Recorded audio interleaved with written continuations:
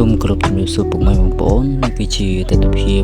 នៅពីមុខសាលាមជ្ឈមណ្ឌលលំដាប់វិជ្ជាជីវៈខេត្តស្ទឹងត្រែងអញ្ចឹងនៅក្នុងវីដេអូនេះខ្ញុំគ្រាន់តែចង់បង្ហាញទាក់ទងទៅនឹងថ្នាក់រៀនមួយគឺថ្នាក់ការរចនា Graphic ដោយ Computer បើកុំឲ្យខាតពេលយូរតើទេសនាជាមួយខ្ញុំទាំងអស់គ្នាអញ្ចឹងនេះគឺជាទស្សនវិជ្ជានៅខាងក្នុងថ្នាក់រៀន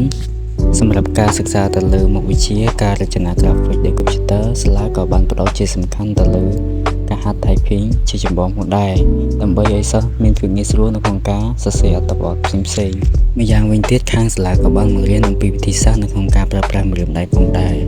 ដោយបង្រៀនអំពីវិធីសាស្ត្រនៅក្នុងការប្រើប្រាស់ម្រាមដៃនៅលើ keyboard ថាតើតួនាទីម្រាមដៃនីមួយៗរបស់យើងមានតួនាទីអ្វីខ្លះទៅលើក្របចុចនៃ keyboard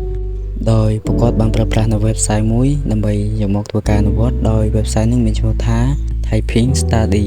ចំពោះវីដេអូរបស់ខ្ញុំបាទក៏បានឈានដល់ទីបញ្ចប់សូមអរគុណសម្រាប់ការទស្សនាអញ្ចឹងវីដេអូក្រោយគឺខ្ញុំនឹងចេញអំពីទាក់ទងទៅនឹងថ្នាក់រៀនផ្សេងៗទៀតដើម្បីឲ្យពុកម៉ែបងប្អូនបានដឹង